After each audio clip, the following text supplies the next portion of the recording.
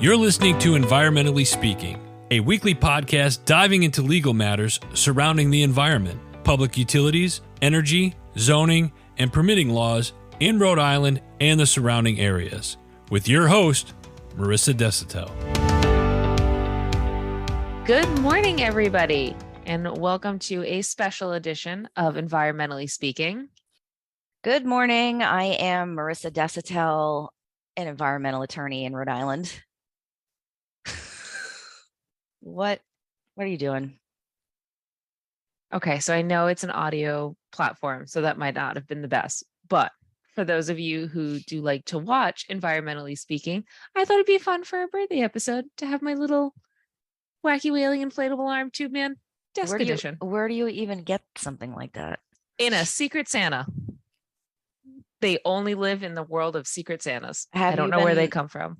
Have you been the custodian of that thing waiting for today? Yeah. Oh, yeah. Yeah, it literally has been sitting right here, corner of frame. Oh, that's hysterical. I love that guy. Happy birthday. Happy birthday. For our listeners that don't know, and I don't know why you would know just because you listen, Clarice and I share the same birthday, August 11th. We are, however, 15 years apart, I being the younger, of course, and Clarice being the much, much older. I take on that wisdom. It shows. With my wacky whaling tube. So what are we talking about today? So today we are doing some lighthearted get to know us questions. We have been talking at you folks about a whole range of topics for nearly 50 episodes. And now we're going to do something a little lighthearted and talk about ourselves. But before we do that, I did not tell you about this. I did not plan to tell you about this. I plan to ambush you a little bit, which I think is always fun. You know, it's 8 a.m. It is. Day after our birthday. It is. But also, take a look. Oh my God. Team trees. Yeah. This certifies that 45 trees were planted in Marisa Desitel's name by Clarice Parsons. Happy birthday. No kidding. You get 45 trees back into the world. Oh my God. This is amazing. I got you nothing. That's fine. What a great response. Oh, man. Tell the listeners what this is, please, so they can also do it. This is hashtag Team Trees. They also have hashtag Team Oceans, where you can fund a cleanup or fund products for a cleanup. But Team Trees primarily focuses on reforesting. So it's actually global. There are places in America. There are primarily it's America, South America, and oh goodness, if memory serves. It's okay, you're old. I am. Parts of Africa. My memory is starting to go on me. But yeah, essentially for every dollar donated, somebody goes out there and plants a tree back. That's amazing. So you get a little certificate. Thank you so much. That totally warms my heart. I took a screenshot of it and I'm going to put it on social media later today. Oh, I'm sending you the actual, now that the surprise is over, I'm sending you the certificate. No, I like the screenshot because it shows my dopey head up in the corner. That's wonderful. Thank you, Clarice. Happy birthday.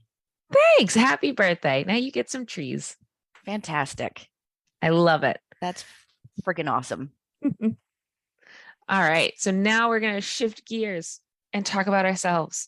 Yeah. And I'd like to make a small disclaimer here that I feel as though talking about ourselves is really self-indulgent and presumes that people are interested.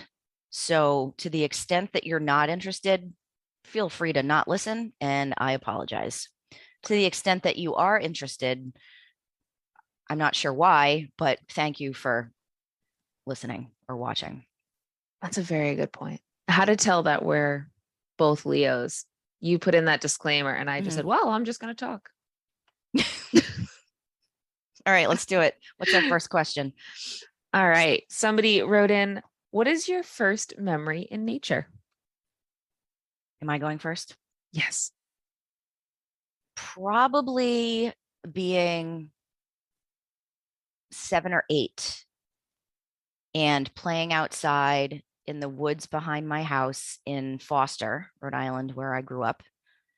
And it was, in my mind, either a Jurassic Park setting or I created a village where little gnomes lived in the base of a giant oak tree that had toppled over, and its root ball was exposed, and it created a little bit of a shelter. So I didn't have a lot of friends when I was a kid. I had a very active imagination. So that would be it, playing outside in the woods behind my house by myself. Oh, I like that. How about you? I think my first memory was discovering that pine trees had sap. My grandparents' home had lots of pine trees around them. And there was one day where I was playing in the yard and I saw that one of the trees was shiny. And then I thought water was coming out. Did you lick it? I straight up just put my hand in it.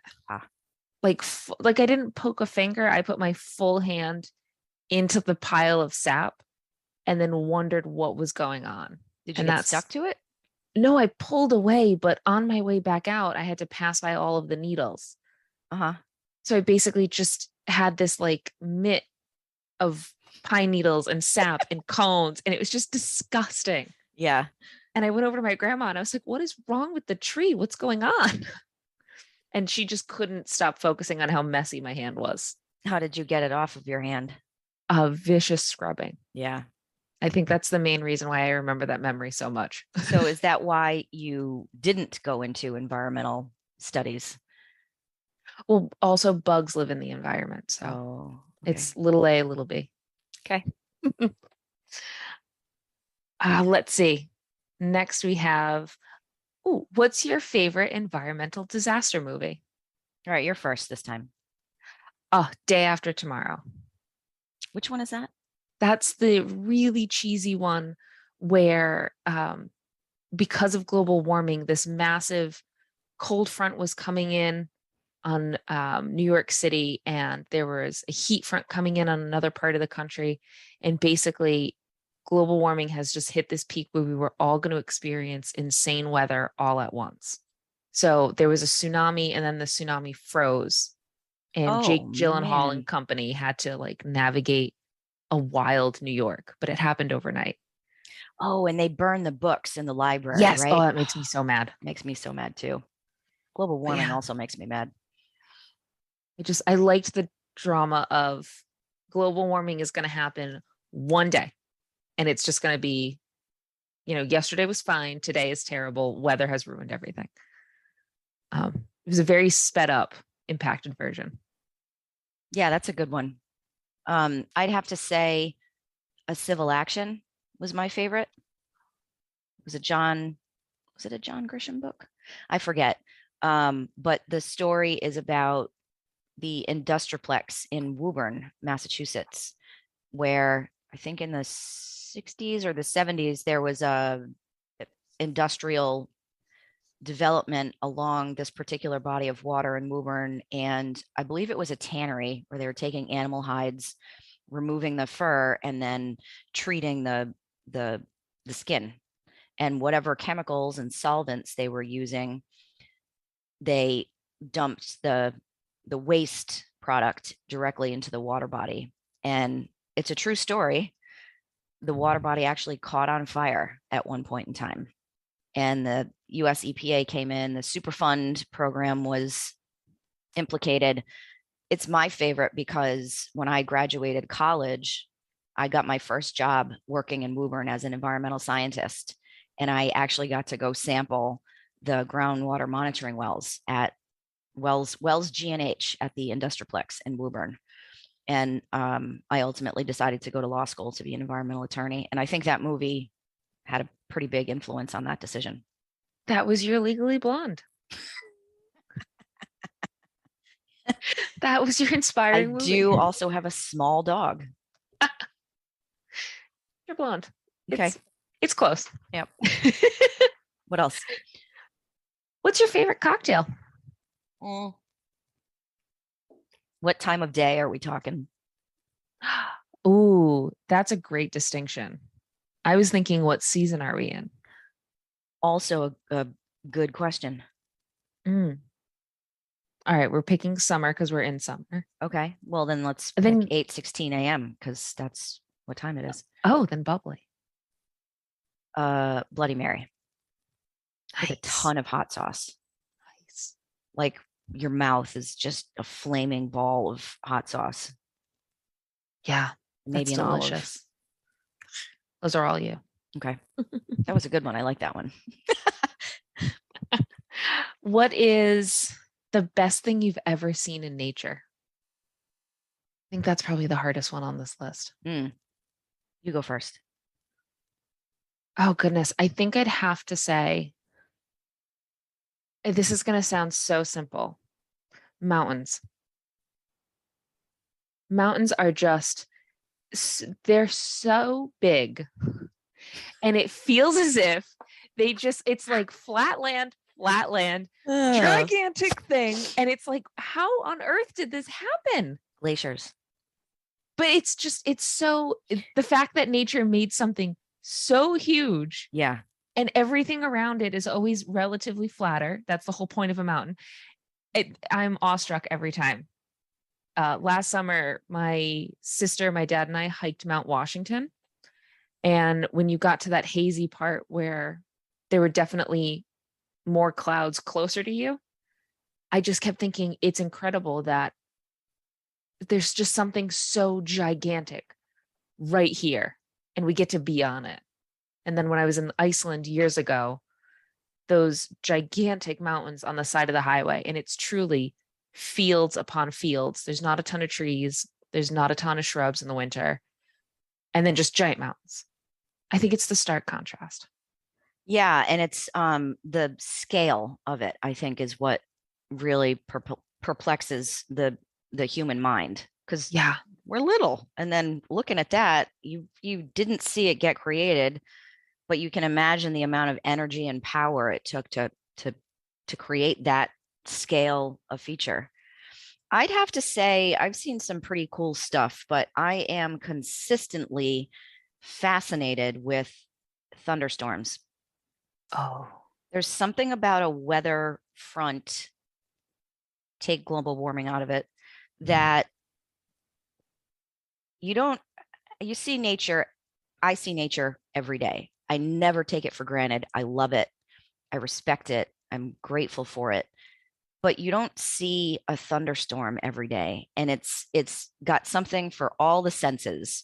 There's a different smell in the air. Obviously, you can see and hear it. I wouldn't say that you could taste it, but you could if you had a Bloody Mary while you're outside. But it's something about the energy, that scale of energy moving through. And I had a teacher, I think in second or third grade, while there was a thunderstorm outside of the school, stop whatever lesson she was in the middle of and explain to us what makes thunder. It's the collision of a cold front and a warm front, and the molecules that physically collide make that level of noise. And I love it. Oh, that's a great answer. Is it? Yeah, there's nothing like sitting and listening to a thunderstorm, or if you have big, French doors, sliding windows, something like that, being able to watch that. It's amazing. It's very calming. I love that. Oh, what is something that your co-host doesn't know about you? Crickets. We do talk a lot. We do. Which is nice. This is a lot of dead air. I don't know. Everything I'm thinking of is really lame. You know what I mean? Like no one's going to care about any of it. Do you have anything you could share immediately? My first 2 days of work with Desitel Law, I had made a running list of environmental things you hated about me. Well, that was day one. Day two, the list. I had made a list of all of these environmental terms and topics that our cases were related to. And I would go home and research them. Stop it. Yeah. Because I was like, I need to understand why these people are either so upset or so anxious to get something done or needed something. So I had a list, and some of those things were very, very basic, like Clean Water Act. I was like, I need to read more. Like, I know there's an act for clean water, but at the time I was like, doesn't it just say keep it clean?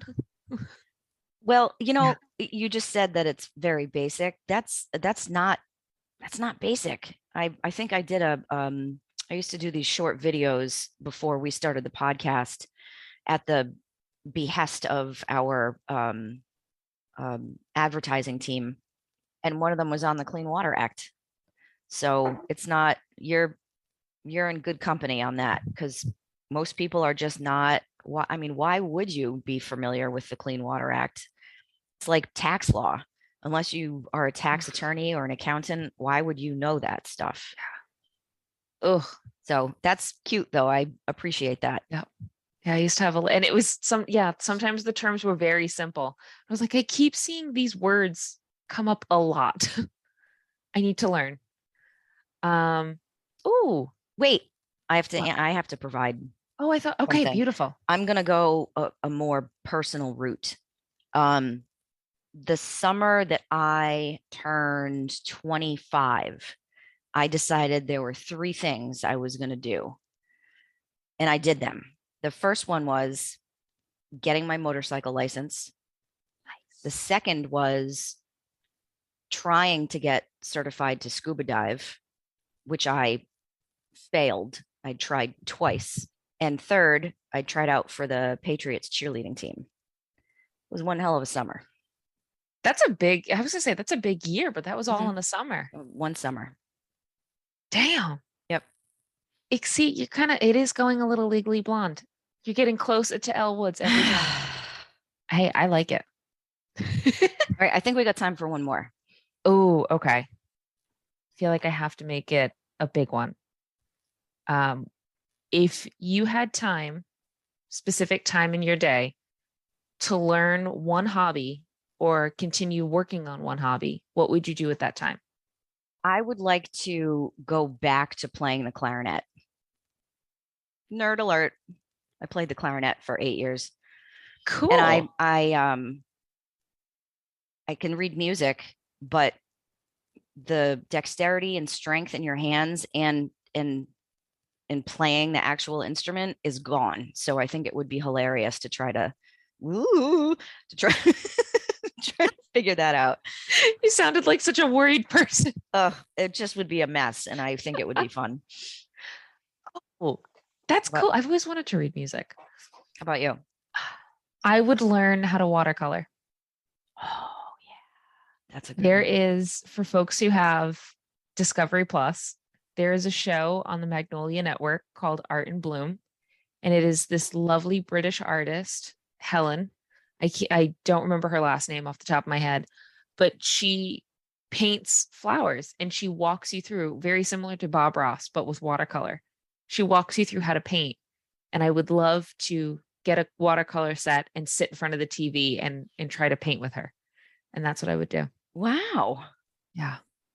Is that, excuse me, is that how the show is meant to be watched? You're supposed to sit in front of it and like very similar. Yeah, very similar to how Bob Ross did it, where he's telling you pick up this color or use this brush and this technique. And and she paints the most beautiful flowers. And she just teaches, that's her whole main focus, is painting nature. I'd watercolor. Not well, but I would do it. It's very difficult. I think you could probably do it. It would take some time. Yeah. But you've got that artist streak in you. I could see you learning to do that. Well, I would say if I do pick up that hobby, everybody watch out, because that's what you're going to get for Christmas. You're going to get some watercolor blob I created. Because I need them out of my house. That's great. Well, on that note, hey. Happy birthday, Clarice. All right. If you enjoyed this, great. It was a once annual thing. If you didn't, great. It was a once annual thing.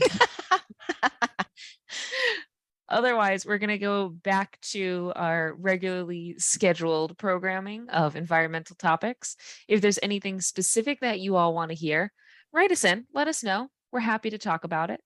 You could either ask us a question about something you'd like to learn more about, a topic that is exciting to you or possibly enraging. We've had those write-ins. And send it to help@desautelesq.com. Or you can hit us up on the socials. We're on Instagram, Facebook, and Twitter. And have a great one, everybody. See ya. Bye. Thank you for listening to this episode of Environmentally Speaking. If you're in need of an environmental attorney, we are here to help. Call us at 401-477-0023 or visit our website at www.desautellaw.com. That's www.desautellaw.com.